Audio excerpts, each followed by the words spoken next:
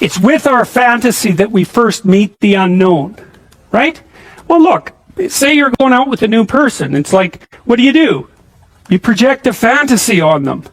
And then you fall in love with the fantasy. And aren't you stupid? Because you're going to find out that the match between your damn fantasy and the actual person is tenuous at best. And so Jung would call that a projection of either the anima or the animus. You know, the anima is what a man projects onto a woman he finds desirable. It's like, oh, she's the perfect woman. It's like, well, how do you know that? You've like seen her for 4 seconds, you know, but it grips you. And the same thing happens in the opposite direction. And it's an action of instinct, you know. It's like you fall in love with the image. But interestingly enough, what you do in a relationship that works is that you actually, I think that what you see, it's a rough approximation, when you project the ideal and fall in love with it, you see what could be. It could be that, but it's going to take you a hell of a lot of work, because like you got no shortage of flaws and the other person has no shortage of flaws, and so you're bringing your flaws together, and that's going to produce a lot of friction, and you're going to have to engage in a lot of dialogue before you approach that level of perfection again. But maybe you can do it, and then you get to live happily ever after. Well, wouldn't that be nice? Well, so the unconscious meets the unknown, and it meets it with imagination and fantasy and dream and art. That's how you take... See, you don't just go from what you don't know to fully articulated knowledge in one bloody leap. You can't do that. You have to extend pseudopods of fantasy and imagination into the unknown. That's kind of what theorizing is like, right? Even scientifically, you know, you don't know something scientifically, you generate a theory. Well, it's an imaginative representation that your unconscious is helping you generate. And so you meet the unknown with fantasy. That's what the unconscious is for. From the psychoanalytic perspective, that's what dreams do. And you can see why. You dream about the future. You know, it's like, well, what's the future going to be like? Well, you have a little imaginative story going on, and it's like, you don't really create it. It's sort of, you watch it unfold. You know, maybe you can tweak it here and there, but it sort of comes to you from wherever the hell things like that come from. You know, the unconscious, that's the psychoanalytic answer. It's not really much of an answer, because it's more like a representation of a place that we don't understand. But that's where creativity comes from. And I mean, some people are really creative right down to the bloody core. So in my clinical practice, I often see people who are high in openness because they're attracted to me because they watch my lectures. And you have to kind of be high in openness to like my lectures. So because, well, you do, because they go everywhere, you know, and they're not necessarily very orderly. So anyways, lots of my clients are really high in openness, and they're funny people often, especially if they're smart, because sometimes they have the most nihilistic intelligence you can imagine. It's just self-critical and nihilistic and brutal, man, and smart. And so they just criticize themselves out of existence.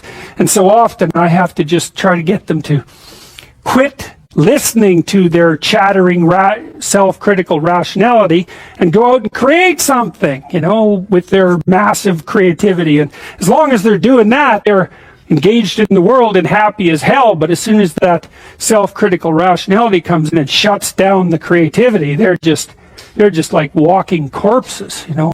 And it's because if you're really open, like you're a tree, and it has some trunks, and you know, your most prominent trait is the most lively trunk. And if you're a creative person and you're not engaging in a creative enterprise, you're like a tree that has had its vitality amputated. And so this is not trivial. This is deeply rooted in your biology. And those are people often who have like dream lives you just can't believe. I have one client, he has like 4 spectacular dreams a week, and most of the time we just spend discussing them. I mean, God. And I had another client who could be lucid in her dreams, which is more common among women, she could ask the damn characters what they represented, and they would tell her. It was like, okay, that was pretty weird. And like a lot of the things they told her were really helpful, and they were not things that she wanted to hear. She basically, one of them told her if she was going to live, she'd have to go visit a slaughterhouse. And the reason for that was because she was raised as a little princess and protected from horrible Mother Nature until she hit puberty, in which time she turned into an evil villain, because that's how the family worked. Perfect child, evil teenager, overnight. And then, well, that was hard on her, and she wasn't prepared because she thought the world was princess world, and, you know, she couldn't go through a butcher store without having a fit. And no wonder, you know, like, really, Jesus, you know, it's no wonder, but you do it. But she couldn't, so we used to go to butcher stores, and that would make her cry, and that she was a vegetarian, that would make her cry and, you know, bemoan the cruelty of the world. And it's like, yeah, fair enough, man, those are bloody slabs of meat. It's like, I don't know why everyone isn't screaming when they walk through the butcher store, but you got to get used to it, man, because you can't live in the world otherwise. And so the dream character, who was a gypsy, told her that she had to go visit a slaughterhouse, which seemed rather impractical. And so I asked her if she could think of anything else to do, and she thought, well, why don't we go visit a funeral home and watch an embalming? And I thought, oh, good. That sounds like a fun way to spend a day.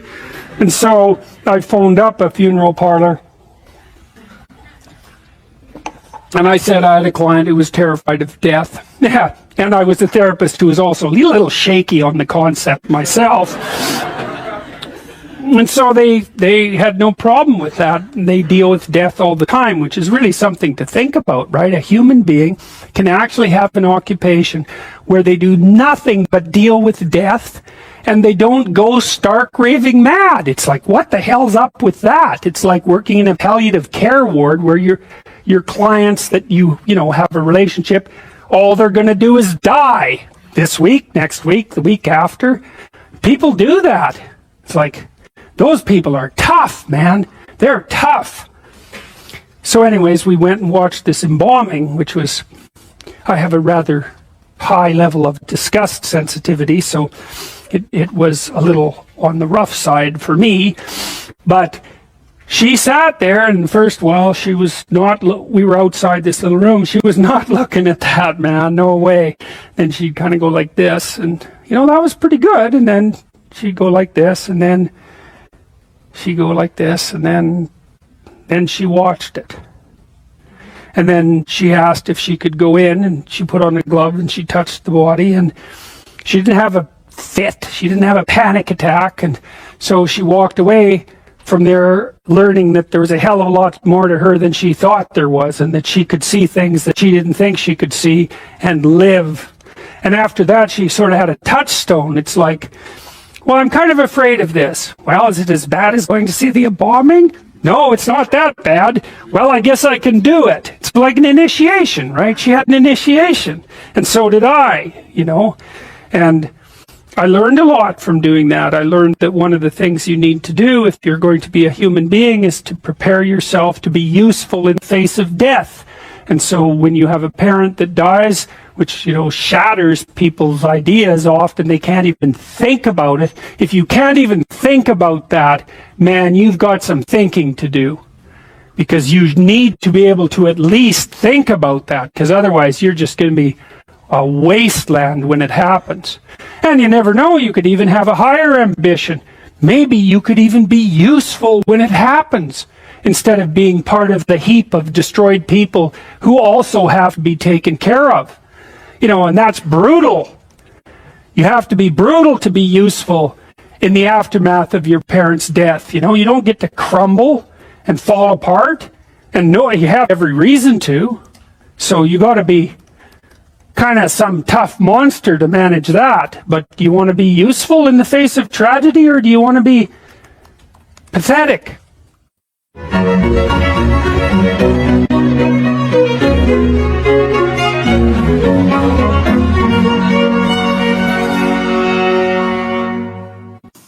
was working at a prison, only a little bit, I worked with this crazy psychologist. He used to put jokes on his multiple choice tests. He was a really eccentric guy, but I really liked his courses. He taught a course on creativity, and he was also a prison psychologist. And he was an eccentric guy, and he, for some reason, liked me, and maybe because I was eccentric too. And he invited me to go out to the Edmonton maximum security prison with him a couple of times, which I did. And that was a very interesting experience because I was trying to figure out what role each individual's behavior bore to the pathology of the group. It was something like that.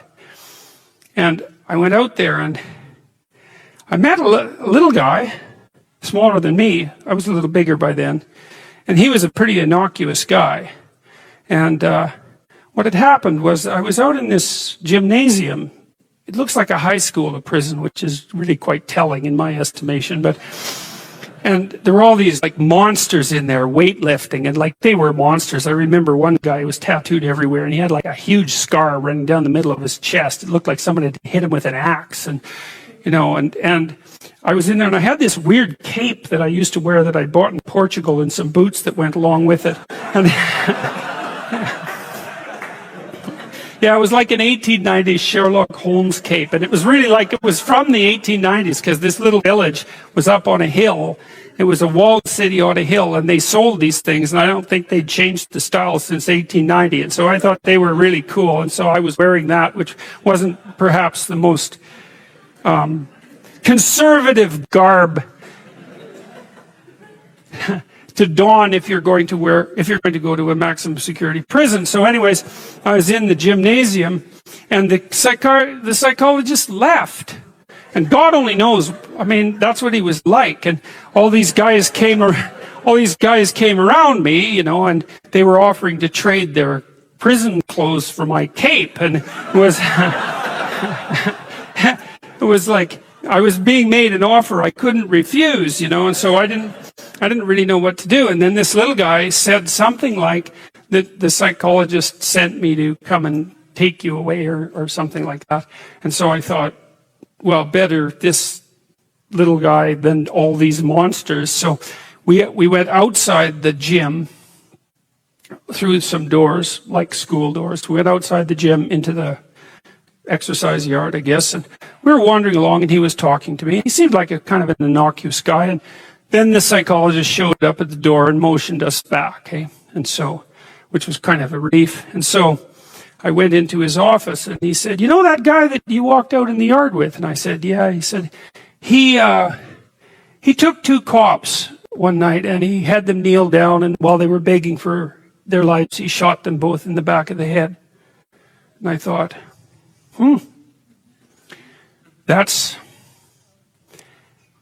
See, the thing that was so interesting was that he was so innocuous, right? Because what you'd hope is that someone like that would be very much unlike you, let's say, and certainly wouldn't be like someone innocuous that you'd met. What you'd want is that the guy would be like, half werewolf and half vampire. So you could just tell right away that he was a cold-blooded killer. But no, he was this sort of ineffectual little guy who was certainly not ineffectual if you gave him a revolver in the upper hand. And so that made me think a lot about the relationship between being innocuous and being dangerous. And then another thing happened. I met another guy out there, and then a week or two later I heard that he and a friend of his had held another guy down and pulverized his left leg with a lead pipe, like just pulverized it. And the reason for that was that they thought that he was a snitch, and maybe he was. And that time I did something different. Instead of being shocked and horrified by that, although I certainly was, I thought, how in the world could you do that? Because I didn't think I could do that. I thought that there was a qualitative distinction between me and those people. And so I spent about 2 weeks trying to see if I could figure out under what conditions I could do that. Like what kind of psychological transformation I would have to undergo to be able to do that. And So that was a meditative exercise, let's say. And it only took about 10 days for me to realize that not only could I do that, that it would be a hell of a lot easier than I thought it would be. And that's sort of where that wall between me and what Jung described as the shadow started to fall apart. And that also was very useful because I started to treat myself as a somewhat different entity because I hadn't been aware up to that point, because I thought I was a good guy. And there's no reason for me to think that, because you're not a good guy unless you've really made a bloody effort to be a good guy. You're just not. It's not easy. And so you're probably a moderately bad guy. And that's a long ways from being an absolutely horrible guy, but it's also a long ways from being a good guy. And so, but I had a little more respect for myself after that, because I also understood that there was a monstrous element to the human psyche that you needed to respect.